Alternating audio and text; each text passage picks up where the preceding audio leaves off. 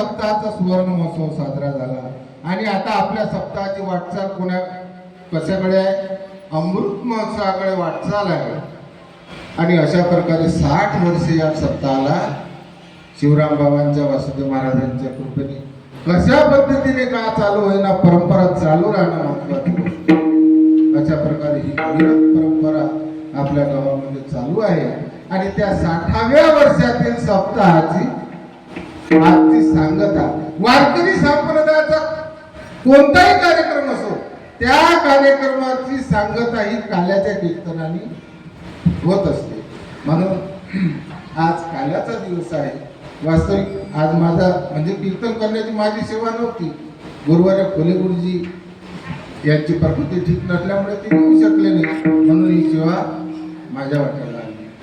आणि अशा प्रकारे आज काल्याचा कीर्तन आहे. एरवी कोणत्या कीर्तनामध्ये कीर्तनकार हा मोकळा असतो, त्याला नामपर, संतपर, मागणीपर, उपदेशपर असे अभंग घेऊन तो मोकळ्या मनाने बोलत असतो. पण काल्याचं कीर्तन म्हटलं की त्याची एक निश्चित जबाबदारी ठरली.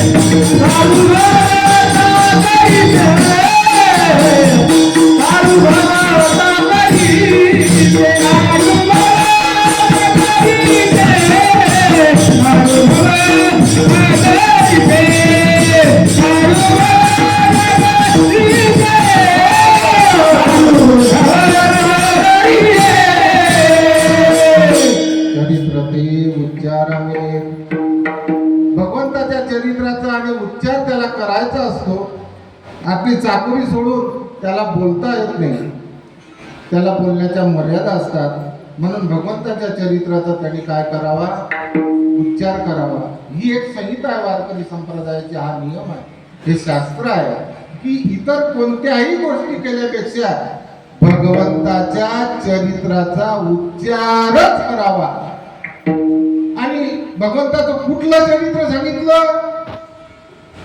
मथुरेतलं नाही, द्वारकेतलं नाही. चरित्र ते उच्चारावे केले देवे गोकुळी. मग आता गोकुळातलं चरित्र का सांगितलं असेल? काल्याच्या कीर्तनात उच्चारण करण्याकरता नेमकं गोकुळातलं चरित्र का सांगितलं?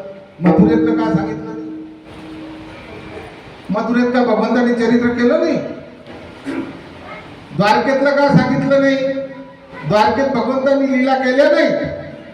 केल्या.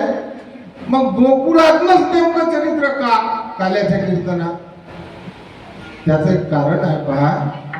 भगवंत स्वतः गीतेमध्ये सांगतात की मी अवतार धारण करत असतो.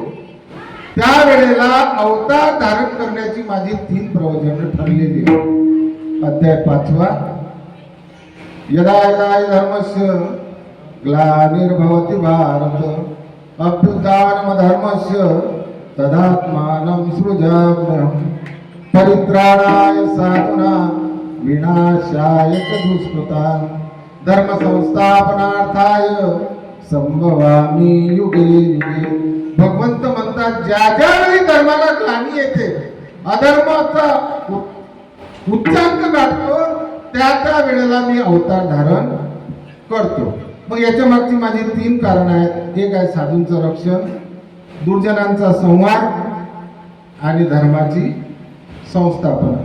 हे 3 जरी भगवंताचे उद्देश असले तरी याचं वर्गीकरण परत एकदा 2 उद्देशात मी करत असतो. भगवंत ज्या वेळेला अवतार घेतात त्यामागे भगवंताचे 2 प्रमुख उद्देश असतात. सांगतो.